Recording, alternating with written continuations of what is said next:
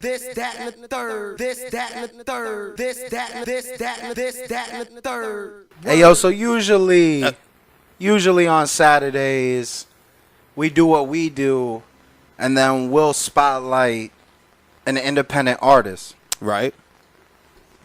But tonight, I wanted to do something a little different. I have a very young, talented, just individual. I almost said artist because that's what I'm used to, but I wanted to switch it up because in today's taking the temperature of today's society, it's a lot of just ruckus and a lot of people really searching for things that they feel are right. They feel like a lot of things in politics and in social media and just pop culture, everything's jumbled. Like everything is wrong, everything is right. Like you can't say anything anymore. And I just feel like the youth is coming up in a time where they need more than ever guidance. Sure. They need a lifeline. They need positive role models in their life. And the funny thing is, I've known our guest for a while when he was a young lad looking for a way in life and looking for positive role models and positive things. He was always a positive dude. That's why I really liked him, because he never let people really tell him what to do or infect his way of thought. Sure. He always took in his surroundings, but always knew what he wanted and what was right and never really strayed from it. Sure. And then he evolved that into helping the youth.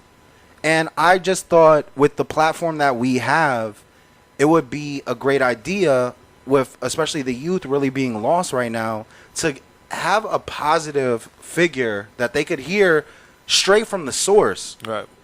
This dude has done so much in such a little time, and that's why I brought him on, to kind of let him tell you what he's been doing, the impact that he's made, and on top of that, the impact that the youth has made on him. I have the one and only Calvin Nellum. Yo, Calvin, what's good, yo? Hey, what's up? This is Third. Thanks for having me on. Yo, you on speaker right now? No, I'm not on speaker. Oh, all right. So, really, the intro, I said a lot in a little bit of time, but really, yo, everything I said, I meant, though, man, because, like I said, since I've known you, you've always really stayed in your own lane, and you never really tried to conform to anything. I really wanted to know, initially, where did that come from? I mean, first of all, I appreciate the intro, man. Absolutely. I think Hey, wait. Right before you get that, my bad. Right before you get into that, I'm gonna call you from a different phone real quick, because the connection is not up to our standards real quick. So just okay. I'm gonna call you from my phone real quick. Okay. All right, my bad. Yeah, so things in radio happen. Things do happen. And but we make corrections on the fly, because I just felt like he has important things to say, right? And being a listener of radio, I didn't want the tuners. No, I personally appreciate it because it was affecting my ears. It was bothering me, so I know it would have been bothering the listeners. So I don't know if it was because we're inputting from the output and outputting from the input. All right, you got me? Wires. Yeah, I hear you. Oh, way better. Yeah, like I was just saying, like I had to stop that before it started, because the things that I feel like you have to say need to be heard and heard clearly. So yeah, for sure. Oh, so much better. All right, so basically what I was saying is you were once a youth, like all of us. Yeah. How did you navigate the pitfalls and step to the left and become the person you are today? Like, because I know you went through your own shit. Mm-hmm. And this is our radio station, so you can say whatever the fuck you want. Express yourself how you feel. Word. So I'm originally from New Orleans, Louisiana. My life got changed due to Hurricane Katrina. And then, coming from New Orleans, Louisiana, and going through Hurricane Katrina, a lot of people's lives after that storm, it really went worse. A lot of people were homeless. I remember like 5 years later, like meeting homeless people that were from New Orleans, still affected by Hurricane Katrina, where my life actually got better. You know, I remember doing that storm. We were there in New Orleans with my mom. And I would pray every day, just like every day, God, you know, that was like my first week of high school. I remember that first week of high school, you know, that was like the best week ever. I remember I had like the nice tennis shoes. I got like the, you know, the number from the girl that I always wanted, you know, so I was like, God, praying, you know, God, can I please go back to school, Can I go back to school? And that 2 week span of just praying and, you know, being in 100-degree weather and not having electricity and just going through that, you know, God blessed me, and I was able to move to Northern Virginia where we at right now, you know. And I think just having that second chance, you know, realizing how blessed I am, you know, I just really wanted to kind of give back to the youth and, you know, give them a second chance and allow them to, you know, if they had like a Hurricane Katrina in their life, they can meet a Mr. Nellum that can inspire them to be whatever they want, whether if it's engineering, whether if it's a rapper, whether if it's anything that they want to do, you know, they can do it, you know, and it starts with being that leader, being that example. Well, also at the same point, I don't feel like that just comes out of nowhere. I know you know what I'm saying? I've met your mother. I know the type of woman she is. So speak a little bit on that foundation, because that's a strong foundation to come up under. Yeah, so like my mother, 2 kids. My mother was a teacher from New Orleans, Louisiana. She grew up in the Lafitte projects. Had seven to six siblings. She was the only one to go to college. She went to Xavier University. She graduated with a master's degree in education and art. And she was the teacher in New Orleans, and just doing the same thing that I'm doing now, helping young people, you know, and giving them the opportunities that they want afforded. My mama always taught me manners. My mama always taught me to be appreciative. She always taught me how to share. My mama grew up in the hood, but she got us out of that and, you know, gave us a better opportunity. And so I was always a humble person. I have an older brother who I guess, you know, he had the same opportunities as me, but he didn't take advantage of. My brother, he dropped out of high school when he was in 9th grade, drug addict, got shot, went to jail, you know, just went the opposite route. And so when she had me, you know, she was like a helicopter mom, and she was going to make sure that I went to college. Somehow, some way, you know, I was going to go to college and, you know, take advantage. But yeah, my mom, you know, she's like, that's where I got the passion for teaching from. You know, she was always a teacher. I would always go to, you know, bring his son to a school day, you know, and so, yeah, my mom was an amazing motivator, amazing educator, and I love her. You know, shout out to Miss DJ West, shout out to Miss West. Yeah, I mean, that's crazy, because that's one thing that I didn't know about you, is that about your older brother. So you were literally her second chance. She got another chance to instill her soul into another body. I mean, I never knew that before. And I can see why you turned out the way you did now.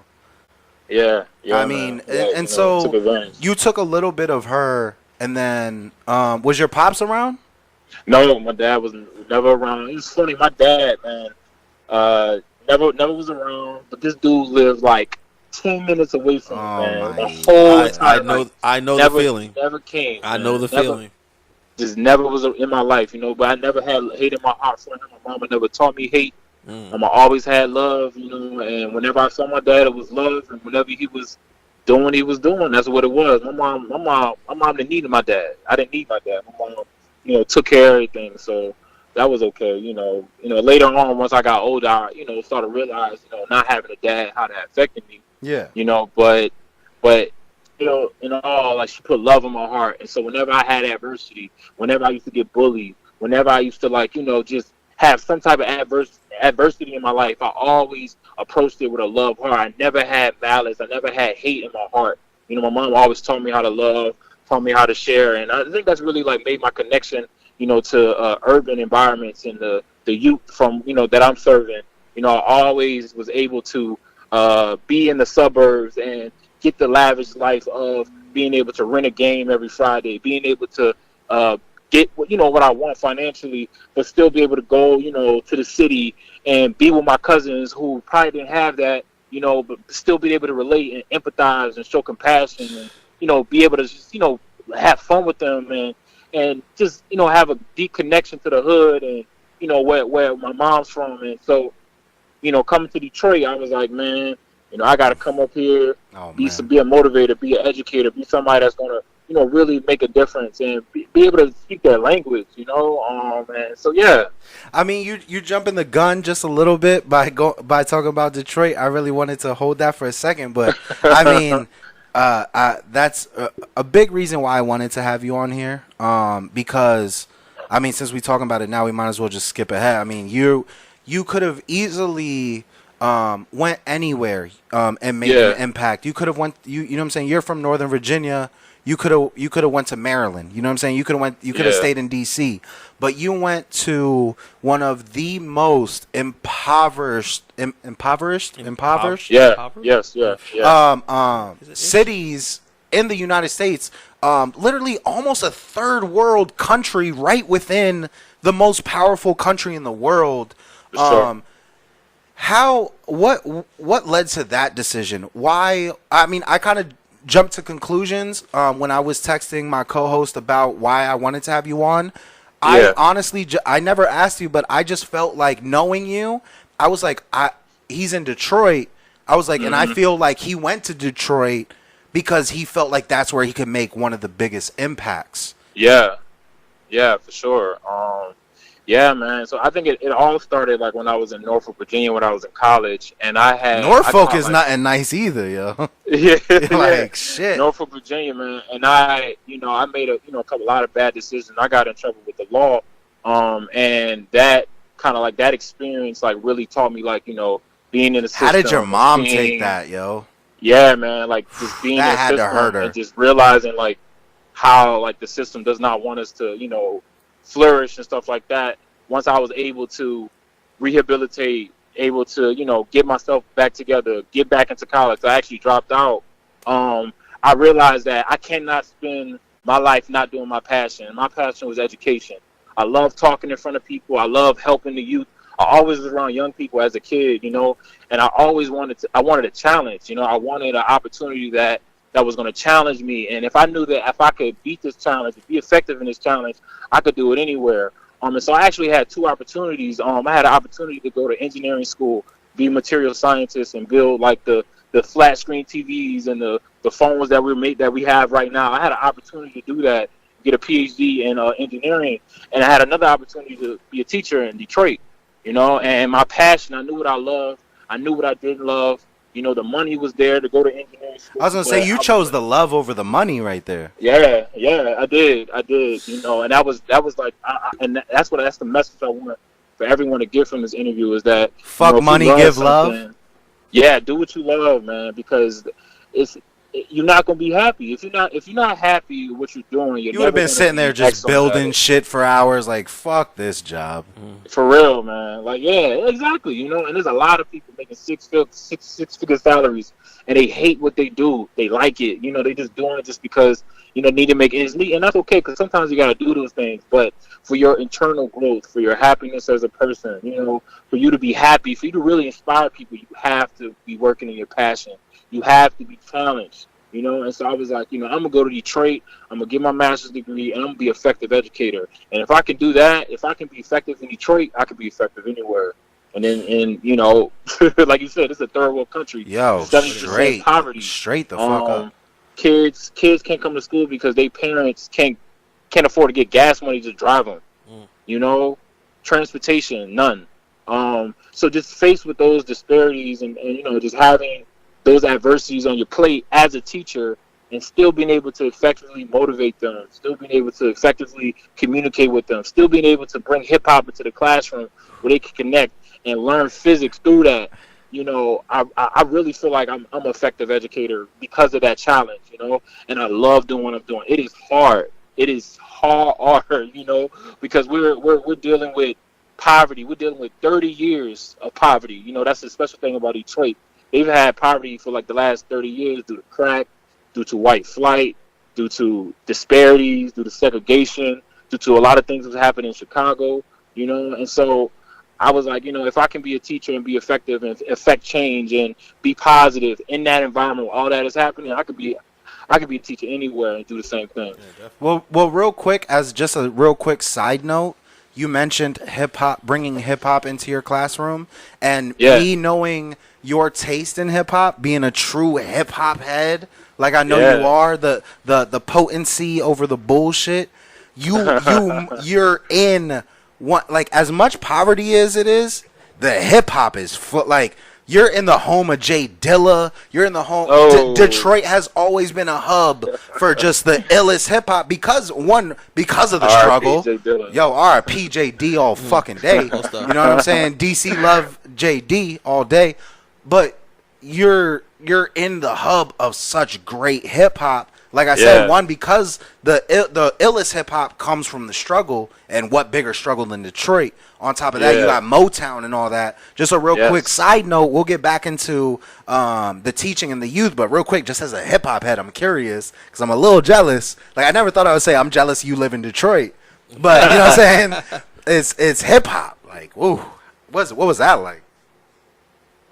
I'm sorry, I didn't hear that. Just last like the hip hop scene, like Yeah. Detroit hip hop. They're always coming out with bangers. Like, what's been the hip hop scene over there? Man, so it's actually very, very raw street underground. You know, you have your Slum Village, you have your Fonte, you have your Night Shout out Wonder, fucking you Lil have, Brother, yo. You know, you have Jay Dilla, Common, you know, you have those people that came from that. But right now, it's just a lot of, it's the hip hop is controlled by the youth.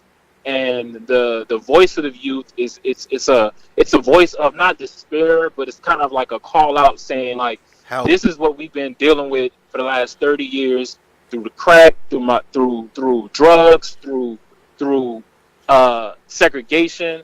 It's kind of like it's raw, it's uncut, and it's a voice of despair, you could really say. But the youth is really like they control it, you know, they control it. So you got your T Grizzlies, you know, you got your Bang Gang, you know, you got your Flashy Boys. Those are the people that I manage, you know, because I manage music.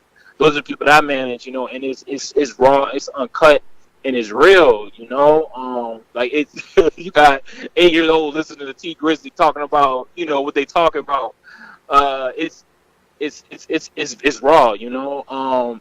But that rawness is kind of what you see, like what you got from the Hot Boys in Louisiana. You know, that rawness, that Lil Wayne, Juvenile, BG, Turk. You know, that's why it kind of like reminded me a lot, you know, about just that those indigenous people trying to call out and let the world know, like, this is what we dealing with right now. And you may not like how it look, you may not like how it sound, but you know, this is what we dealing with, and we gonna do what we can to get it out. And I love it, man. I love the bravado. I love the revolutionary moves that they make. You know, it's amazing. So, I mean, to tie that back in with the conversation that we were having before, with the new generation, it seems like they're trying to voice their personality through their look. You getting a lot of wild looks like 6ix9ine with the rainbow hair. You got all these different kind of colored hairs and all this shit. You've always been a clean cut dude. What made you grow your hair out? I mean, Michael Brown, man. You know, just the pain and the feeling of knowing that a brother like me does not matter. You know, once he got shot and the police got acquitted, the police that shot him got acquitted. You know, I've always felt that despair of not being heard as a black man and just as black people, and the world not caring about a black life. You know, I always felt like, you know, my sacrifice to this job, because I study Rastafarianism a lot, and just realizing what the hair means. It's a symbol of freedom.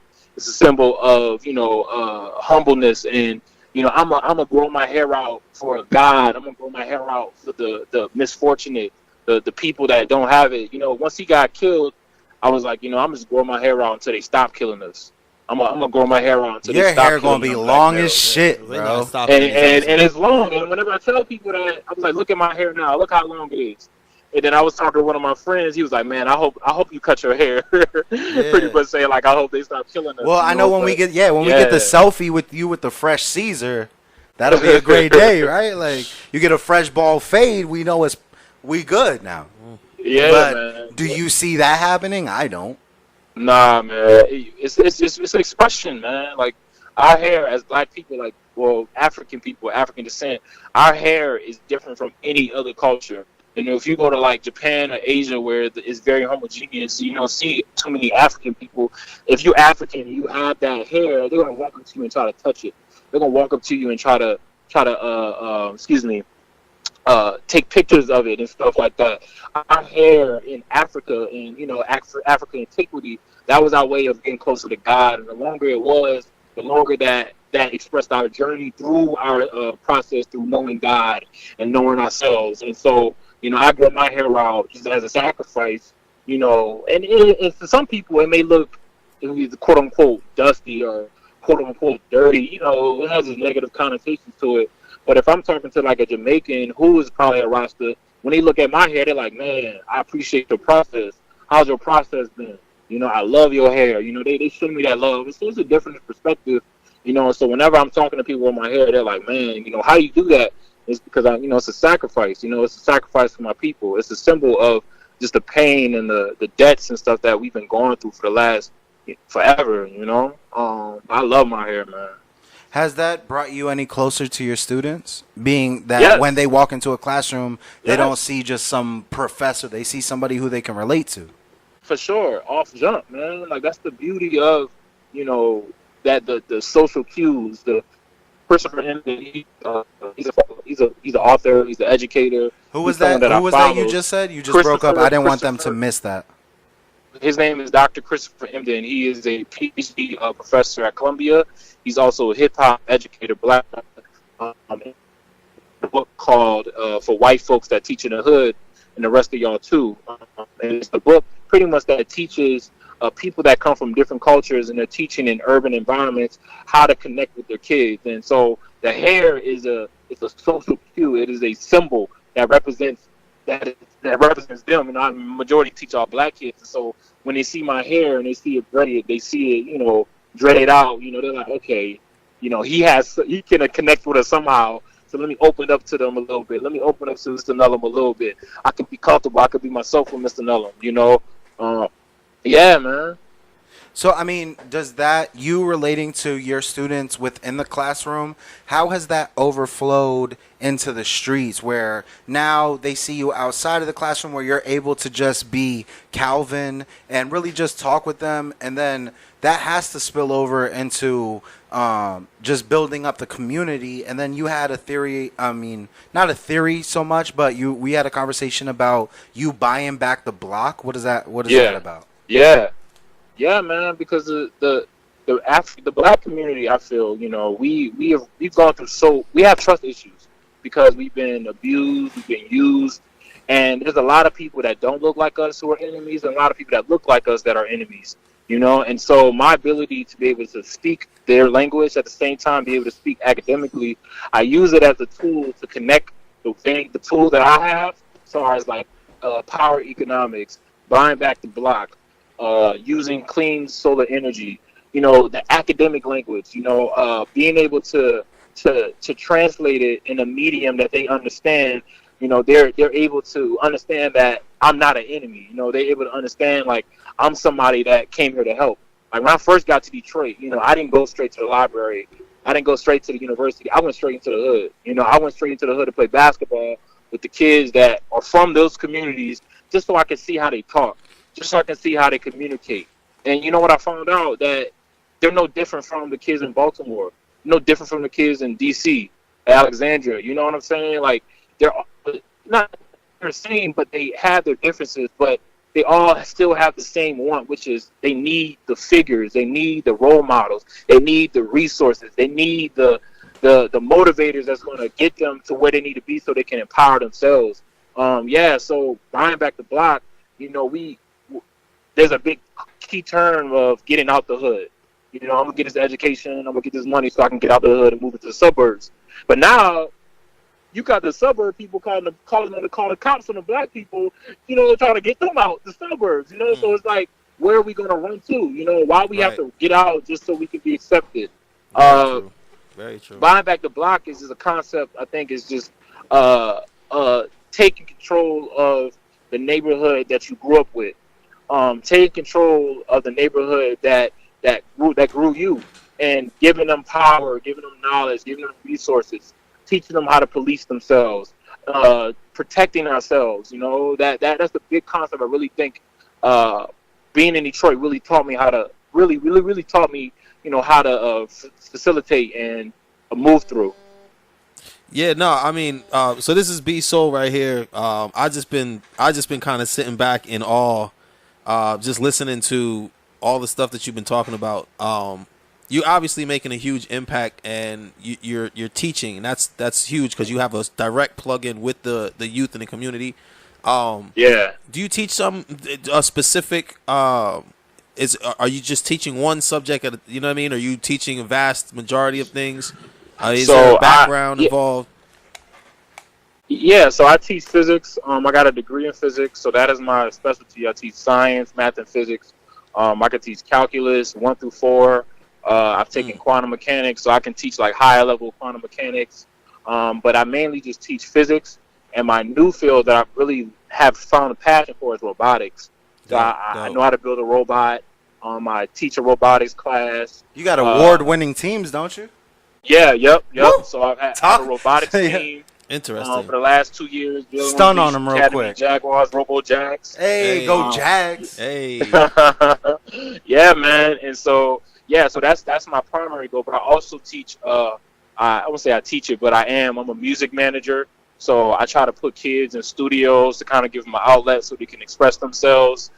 That is one thing that I'm really learning how to just not teach through the classroom, but just teach through my actions. So me managing an artist who's from Detroit, who has something to get off their chest, you know, I'm going to put them in the studio and teach them how to be their own boss, teach them how to build a brand. I'm going to get them a SoundCloud so they can use that to get their message off. Shout out to Flashy Derek, Flashy Boys. Shout out to Mari. Shout out to Eddie Wild. That's one of my Norfolk artists.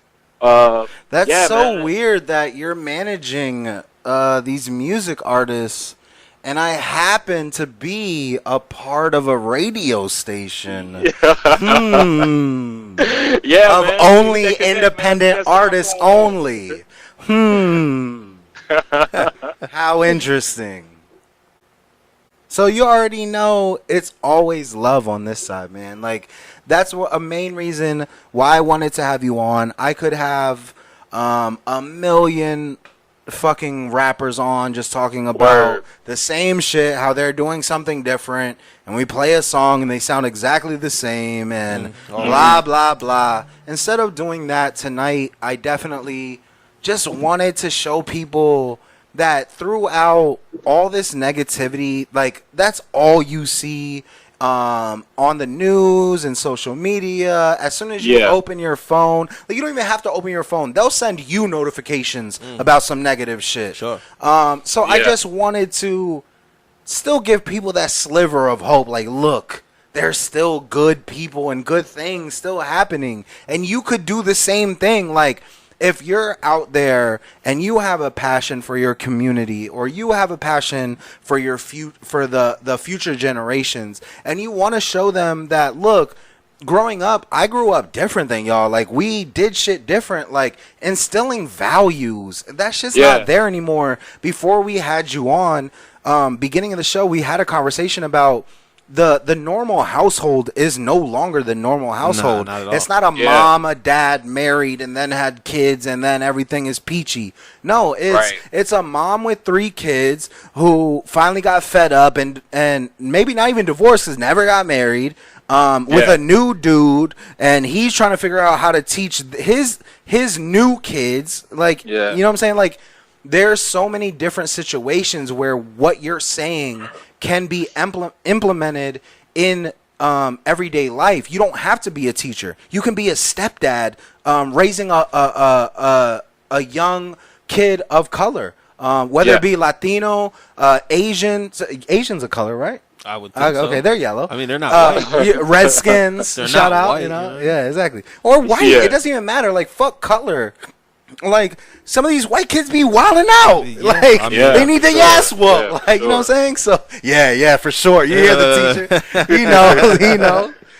So really, like I had told you, you know what I'm saying, pre-interview, I pretty much had main points that I wanted to hit, that I wanted to make sure were heard, that I felt were very important for our tuners. And then here at the end, I know there's things that you wanted to cover. So really, if there's anything that you feel that wasn't talked about right now during the interview, I want to give you this time to really just cover and speak your heart about anything that you feel. We're on a worldwide platform, by the way. Yes. This isn't just VA, DC. This is United States. This is Europe. We're out in Africa, legit, like down to the IP address. We're in Africa. Yeah. We have listeners, we're out there. So I wanted to give you this time, this platform, because you deserve it based on the community service that you do in places that need it the most. So really what I wanted to do was give you this time at the end of the interview to really just speak your heart and let people know shit that you feel like they need to hear. Yeah, man, I'll just say that, I'm a physicist, lyricist, spitting this ridiculousness, so witness this lyrics I dismiss.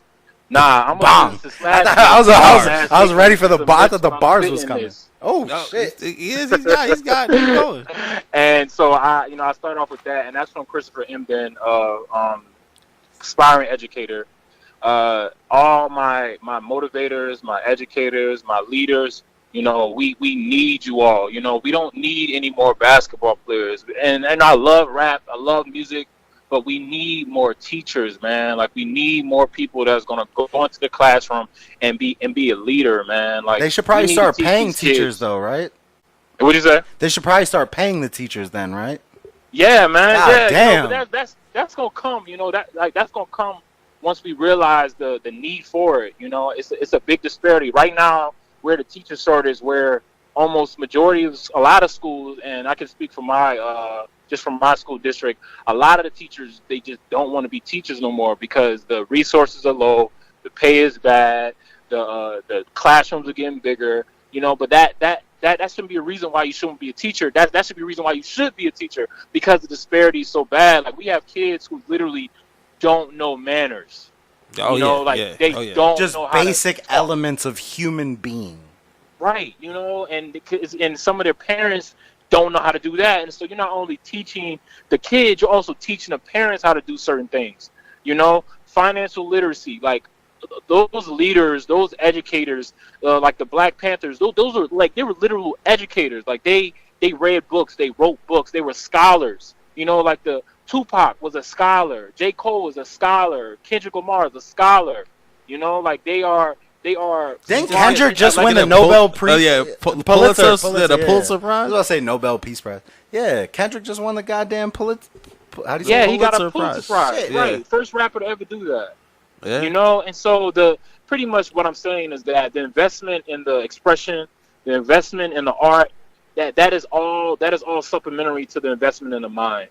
And so we really need to read books more. We need to, sacrifice social media sometimes, because it can be detrimental, to the mind. I feel we have to challenge ourselves to get better intellectually. We have to challenge ourselves to get better in anything we do. That's why I really majored in physics and science, because I wanted to challenge myself. I didn't know what physics and science was until I got to college. That's not normal. You know what I'm saying? But I got myself out of the comfort zone. I did it, and I found a love for it. And so get out your comfort zone. Be a leader, help a young kid out, be a teacher, and give back. Because right now, man, we at war. Like, I don't know if you noticed, but gentrification is like one of the biggest things that is like really creating this big wealth gap in this country.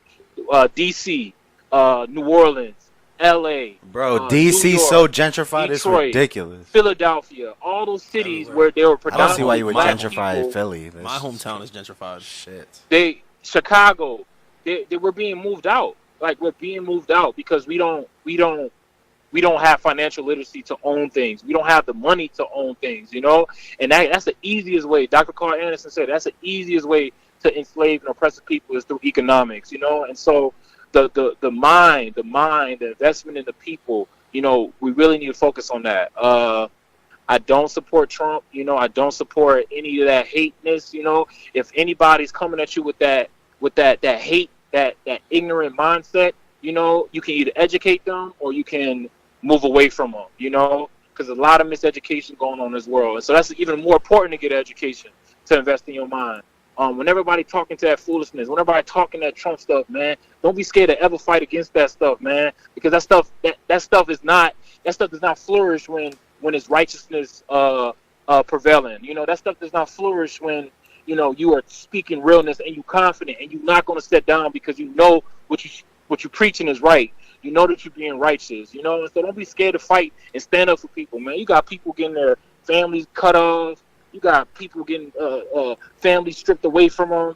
You know, you got just ignorance being all put. I can't even watch the news no more because it's just so much. It's just disrespect going on. You know, just as a minority, you know, going on. So yeah, man, just be a leader, be an educator, and just do what's right, man. Well, I mean, I don't know how many jewels you can drop in a 30-minute span, but geez, he did exactly what I knew he was going to do. And the reason, like I said, why I wanted you on tonight, because just the overwhelming negativity, like you said, just from all angles of life and social life. It's just everywhere you turn, there's no love anywhere. So none. I wanted to bring you on because I felt like as Ryth-Mixradio.com, we definitely say that we are of quality and we are of quality people. So why not, in a time of need, just turn the music off, shut everything down, and make everybody sit down and listen real quick. Just give me 30 minutes. Just to talk to you real quick, like shit that you need, man. Like just making people aware that the kids are forgotten, man. Everybody is out here at war and shit. Fucking kids are getting killed on the Israeli border, like by snipers, like it's nothing. Like it's just, we're at a time of need like we've never been, I feel like.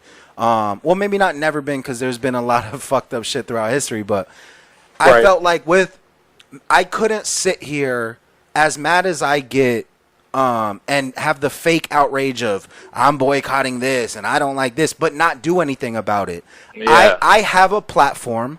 I have an allotted time where people religiously tune in every single week from around the world. Why would I not take the time out to give them something that can better their life? Give them something to sit and think about. Because as soon as we get off the air, this shit's not going to stop, because we've planted seeds tonight in young minds, in older minds that felt guilty that they haven't done more.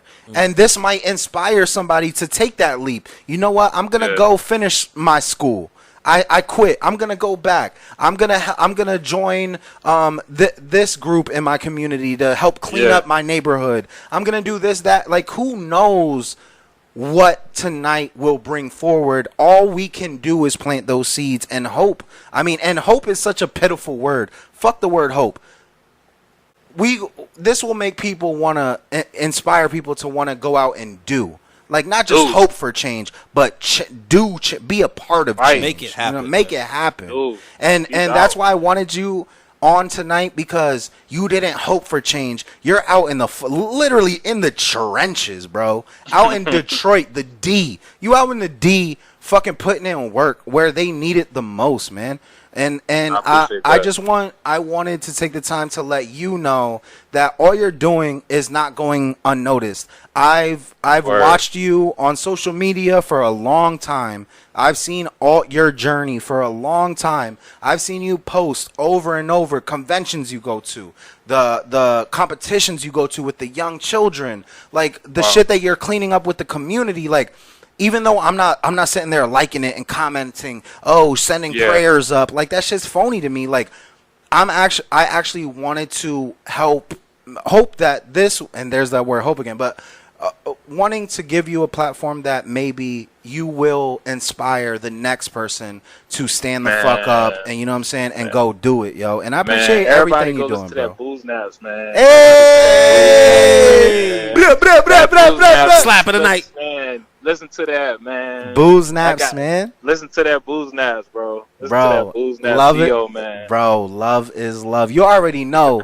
You know my moms. You know my aunt. You know what I'm saying? Like, you know me, so you know my family, and you know the type of people we are. It's all genuine, man. It's All love. It's not for no views. It's not for nothing. You know what I'm saying? If I was doing that, I'd interview 6ix9ine. You know what I'm saying? Hey. Like, granted, I would love to I would- interview yeah, I would 6ix9ine. interview. Get him on my show. Yeah. I want them bless clicks. 6ix9ine, But that's man. all negativity. Make good decisions. Tonight is positivity. Hey. You know what I'm saying? And with that being said, yo, once again, I appreciate you taking the time out to talk to our Thank you. tuners world fucking wide. And then I appreciate you also having the demeanor of a educator where I can sit here and talk mad loose, but you still kept it professional. And Very I much so. I love you for that. Very much Word, so. man. Thank you. I Very love you much too, so. man. This, I that, and the got a couple third. shout outs. Can I get a couple shout outs? Absolutely, man. Yeah, good. Shout out to my mom. Shout out to everybody in the My 504 Dukes. in New Orleans. Shalita, love y'all. Shout out to Norfolk State Alumni Association. I started Norfolk State Alumni Association. I'm sending at least nine kids from Detroit to my Norfolk State University, HBCU, Historical Black College. Shout out to HBC. you all. Shout out to Jalen Rose Leadership Academy. Shout out to Jalen Rose. Thank you for, being a good sports commentator so you can have the money to open up a school in Detroit. I love my job. Shout out to my wife. Shout out to my cat. meow, And I meow. think that's it. Shout out to God, man. Appreciate y'all. And shout out to this, that, and the third. Man. Hey, Ryth-Mix Radio. Hey, yo, we tune in. I mean, we live every Saturday, man. You know what I'm saying? Tune in. Word. Be a part of the show. We always taking callers and shit. You know what I'm saying? If there's ever a conversation, we have a lot of controversial conversations on this Sure, show. absolutely. So if there's ever a time where you can drop some jewels real quick, never hesitate, brother. Invite me back, man. Hey, you Invite already me back. know. I would And love to. honestly, like, we talk a lot about you being in the trenches, but legit, you're in a very dangerous place. So, I mean, always be safe out there, my dude. Like, legit. Like, be Hey, man, safe. come up to Detroit, man. We're good. Bro, I'll pass. Bro, bro. I mean, it's an in and out. Yo, holla at JD's My Dukes. Like, take me to JD Museum. I'll That's be up different. there. I'll Like, be there. I would go up so there just for the actually, hip hop, yeah. straight up. So I would go. the artist that I got my music masters from is called Studio A. That's the studio that pretty much mixed all Eminem's stuff, all the Slum Village stuff, all the D12, all of that Common, Dope. the J Dilla. That's a studio. It's in Dearborn Heights, man. I'll hook you up, man. Hey, Shout out to Studio A. that sounds like an opportunity to me, Surely. brother. But I'll be in touch, man. You know what I'm saying? For sure. On a personal level, I just go with God, man. Vaya con Dios. For sure, bro. I I don't even appreciate speak you, man. I love you for it, man. Appreciate Alright, it for bro. real. Thank you. Love. No doubt, man. That's dope, man. It's always as you stated earlier in the week. I mean, it's always dope to just kind of pull back the curtains for a second. Just kind of not dumb it down, tone it down. That was the word I was Go looking for. up. Yeah, I'm trying The just tone opposite it, of tone dumb it down. I mean, kind of get Cut the away from the music music off, for a like, just second and just listen to somebody Turn talk, the TV man. And, off. the dope thing that I took away from a lot of that was, and it was repeated numerous times, like, it's one thing to just, sit in your hometown and, create something, for the kids. But this guy has been in multiple places. He took it upon himself to put himself in the worst situations so that he can. He chose Detroit over a 6-figure career. The guy, it's commended, man. I mean, we need more. We need more people like him on the earth. We really This, do. that, and the third. This, that, and the third. This, that, and this, that, and this, that, and the third. Word.